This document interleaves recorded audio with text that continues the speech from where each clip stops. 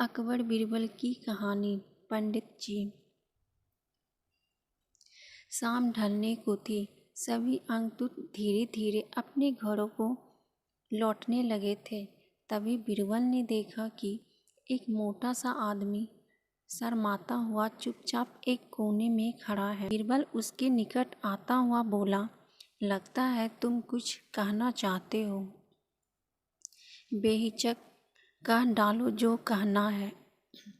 मुझे बताओ तुम्हारी क्या समस्या है। वह मोटा व्यक्ति सकुचाता हुआ बोला, मेरी समस्या यह है कि मैं पढ़ा लिखा नहीं हूँ। मैंने अपनी शिक्षा पर ध्यान नहीं दिया, जिसका मुझे खेद है। मैं भी समाज में सिर उठाकर सम्मान से जीना चाहता हूँ, पर अब नहीं लगता ऐसा कभी नहीं हो पाएगा। नहीं, कोई देर नहीं, ऐसा ज़रूर होगा यदि तुम हिम्मत न हारो और परिश्रम करो। तुम्हें भी योग्यता है, बीरबल ने कहा, लेकिन ज्ञान पाने में तो सालों लग जाएंगे। मोटे आदमी ने कहा, मैं इतना इंतज़ार नहीं कर सकता। मैं तो यह जानना चाहता हूँ कि क्या कोई ऐसा तरीका है कि चुटकी बजाते ही प्रसिद्ध मिल जाए।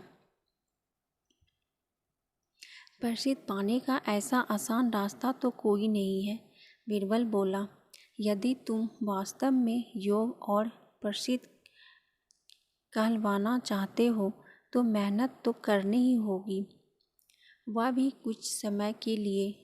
यह सुनकर मोटा आदमी सोच में डूब गया। नहीं, मुझ में इतना धैर्य नहीं है, मोटे आदमी ने कहा। मैं तो तुरंत ही प्रसिद्ध पाकर पंडित जी कहलावाना चाहता हूँ। ठीक है, बीरबल बोला, इसके लिए तो एक ही उपाय है। कल तुम बाजार में जाकर खड़े हो जाना। मेरे भेजे आदमी वहाँ होंगे जो तुम्हें पंडित जी कहकर पुकारेंगे। वे बार बार जोर जोर से ऐसा कहेंगे। इससे दूसरे लोगों का ध्यान इस ओर जाएगा। वे भी तुम्हें पंडित जी कहना शुरू कर देंगे। ऐसा होना स्वाभाविक भी है, लेकिन हमारा नाटक तभी सफल होगा जब तुम गुस्सा दिखाते हुए उन पर पत्थर फेंकने लगोगे या हाथ में लाठी लेकर उनको दौड़ाना होगा तुम्हें। लेकिन सतर्क रहना। गुस्से का सिर्फ दिखावा भर करना है।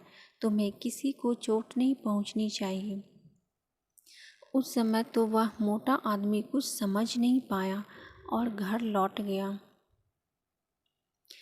अगली सुबह वह मोटा आदमी बीरबल के कहने अनुसार व्यक्त बाजार में जाकर खड़ा हो गया। तभी बीरबल के भेजे आदमी वहां आ पहुंचे और तेज स्वर में कहने लगे, पंडित जी, पंडित जी, पंडित जी। मोटे आदमी ने यह सुनकर अपनी लाठी उठाई और भाग पड़ा उन आदमियों के पीछे, जैसे सच ही मैं पिटाई कर देगा। बीरबल के भेजे आदमी वहां से भाग निकले, लेकिन पंडित जी का राग आलापना उन्होंने नहीं छोड़ा। कुछ ही देर बाद आवारा लड़कों का वहां घूमता समूह पंडित जी चिल्लाता हुआ उस मोटे आदमी के पास आ धमका। बड़ा मज़ेदार हृदय उपस्थित हो गया था। मोटा आदमी लोगों के पीछे दौड़ रहा था और लोग पंडित जी कहते हुए नाच गाकर चिल्ला रहे थे। अब मोटा आदमी पंडित जी के नाम से प्रसिद्ध हो गया। जब भी लोग उसे देखते तो पंडित जी कहकर ही संबोधित करते।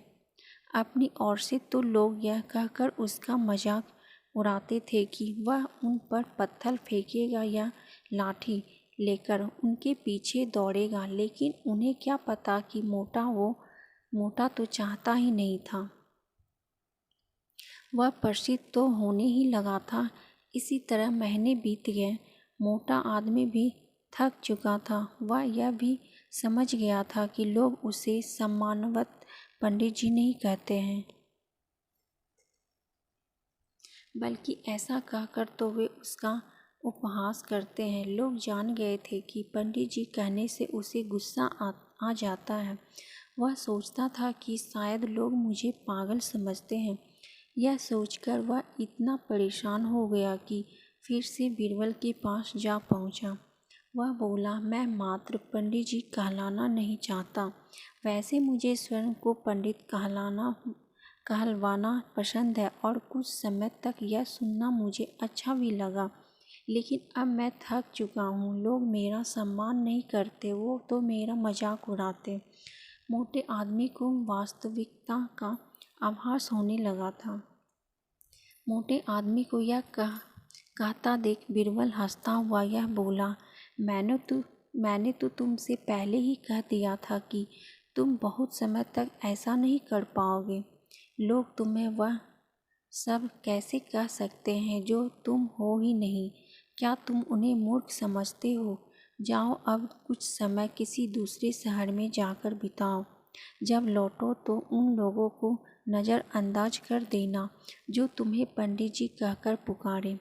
एक अच्छे सौभाग्य व्यक्ति की तरह आचरण करना। शीघ्र ही लोग समझ जाएंगे कि पंडित जी कहकर तुम्हारा उपहास करने में कुछ नहीं रखा और वे ऐसा कहना छोड़ देंगे। मोटे आदमी ने बीरबल के निर्देश पर अमल किया।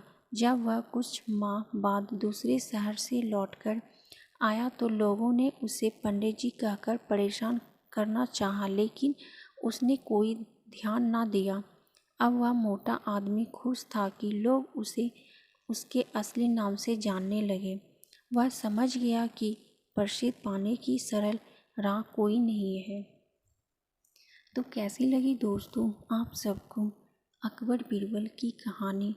अगर अच्छी लगी तो वीडियो को लाइक, शेयर, कमेंट और सब्सक्राइब कीजिएगा, और ऐसे ही कहानी सुनने के लिए बेल आइकन को प्रेस कर दीजिएगा ताकि जैसे ही हम कहानी डालें आप तक पहुंच पाए। फिर मिलती हूँ एक ऐसे ही मज़ेदार कहानी के साथ। तब तक के लिए बाय बाय। Thank you.